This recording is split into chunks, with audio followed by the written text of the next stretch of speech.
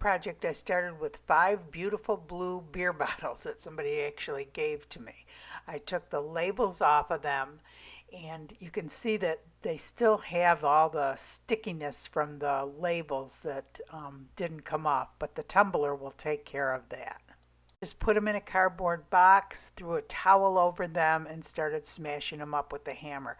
It's real important that you wear safety glasses, that glass still can fly out of there. I usually do it in a wooden box, but my wooden box had a whole bunch of other glass in it, and I just didn't feel like cleaning it out. So I smashed them up, smashed it up as best as I could, and you can see some of the sticky parts are actually sticking to the towel. So I guess if you get that off first, it might be better. But after I had smashed it up a bit, then I took my nipper tool and I made them into smaller pieces. And when I was done making them into smaller pieces, I put them all into a bowl and then into the tumbler. And I actually ended up filling up 2 tumblers full of this blue glass. Sorry, it's kind of out of focus here. I was holding the camera with my hand. Then I covered it with water, put a squirt of the Dawn dish soap in it, and all the Dawn dish soap does is helps to clean it. It will get all the stickiness off of it. And I am tumbling it for 3 hours for 2 reasons, because it has so much sticky stuff on it. I want to get that off, and it is very, very thin glass. The thinner the glass, the longer you have to tumble it. 3 hours really isn't a long time. It will not make it frosted in that short period of time. And then when it was done, I dumped it out into the colander, rinsed it off, picked out any little pieces of paper that might have still been in there, and then dumped it out on a towel to dry. Such an easy thing to do, and then the glass is no longer sharp and it is clean. You don't have to spend hours scrubbing it or soaking it or anything else. You know, it's tumbling. It's not like you're having to turn something to tumble it. It just tumbles on its own. So this old frame I'm using from a garage sale is actually 22.5 by 10.5 inches. I spray it white, and although I don't show it after I've sprayed it white, I do take a sander and distress it a little bit. Then I turn it over and I put Elmer's glue around the perimeter of the back of the frame where the glass would sit. Then I replace the glass and put Elmer's glue around the perimeter one more time. This serves 2 purposes. It helps to hold the glass in place, and it helps to prevent resin leaks when you put resin on the other side. This needs to dry overnight and sometimes up to 24 hours depending on how much glue you use. Once you put resin on the other side, that's what will permanently adhere the frame to the glass. After it's dried, I take painter's tape and I put it around the perimeter of the back as an extra precaution against resin leaks. Then I take my blue glass that I have broken up and tumbled and just dump it on top of the glass. And honestly, the thicker you put it on, the prettier it looks. You don't want any holes where you can see through it. And then here you can see at the very bottom, I put some crushed shells and also some large shells. And I'm using a shell for the base and a starfish for the top. And then I'm using a bunch of tiny little shells to decorate on top of the blue glass. Then next I have some large pearls that I put in between all the little shells that I've put on there. Sometimes when you put beads on a project, they have a tendency to roll, and sometimes it's easier to put the resin on first and then the beads or pearls after, so that they don't roll all over the place. For this project, I'm using Resiner's resin. It's a 1-to-1 ratio resin that you mix slowly in a cup for 3 to 5 minutes, and I am using my Resiner's mixer to mix it, and I just love this. It really works well because the speed is adjustable. Some of the other ones just go at one speed and it's too fast and creates bubbles. This one works perfectly. So once the resin's all mixed, I take it and I usually drizzle it over the glass and the shells first. And you have to make sure that you put enough resin on it so that it drips down in between the glass so that it adheres it to the glass to the glass.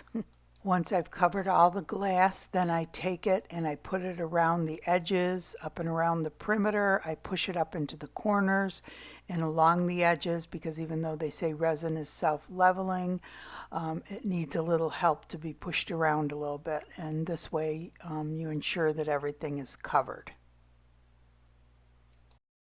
Particular resin has a cure time of 24 hours, a work time of 40 minutes. You can usually touch it within 8 hours.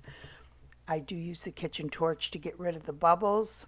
After I've finished a project, I come back every 15 minutes for the first half hour, 45 minutes to recheck for glass placement, to recheck for bubbles and retorch if necessary, to use a toothpick to get any sediment out. It's really important that you get down eye level and look at your project. All resins are different. You need to read the directions for the resin that you are using. It's in your best interest to cover your project with a dust cover.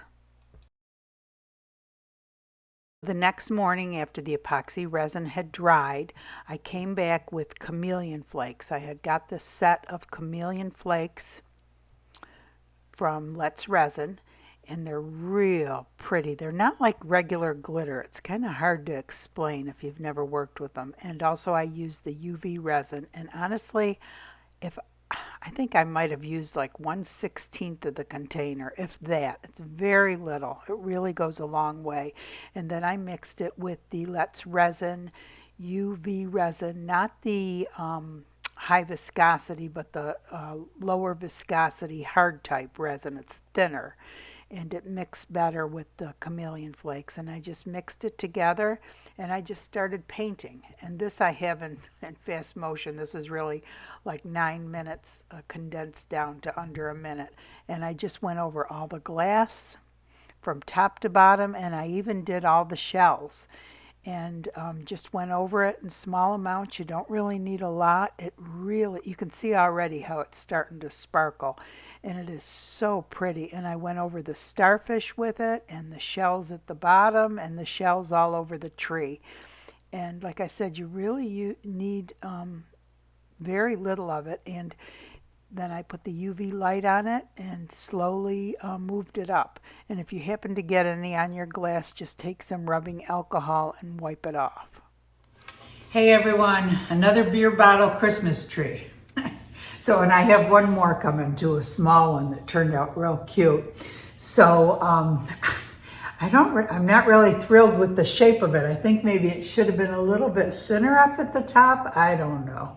But anyway, so to add a little sparkle to it, I used the Let's Resin chameleon flakes. And I don't know how to explain them, but they're not like a regular glitter. Let's Resin does have glitter also, but it's just a little bit different. And it just adds a nice sparkle. And of course, I put it on the next day with the Let's Resin UV resin. And if you've never worked with UV resin before, it's real easy. It's only a 1-part resin, and there's no mixing, and it cures within 3 to 5 minutes under the UV light. So it's real handy, especially to do last minute attachments or to change things out or whatnot.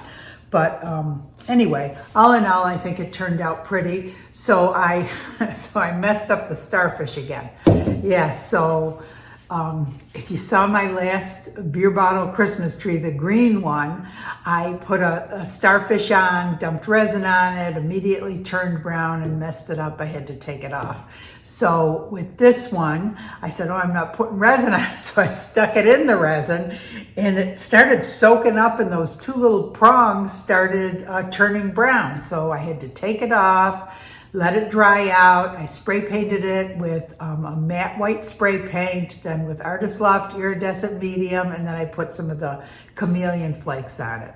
So after it had happened with the green one, but I had already done this one, so I didn't know about it before I did this. Somebody said that with your starfish or sand dollars, you should paint them and seal them with the Mod Podge and let it dry completely, and then you can put resin on them and they'll retain their color. So I'll try that next time.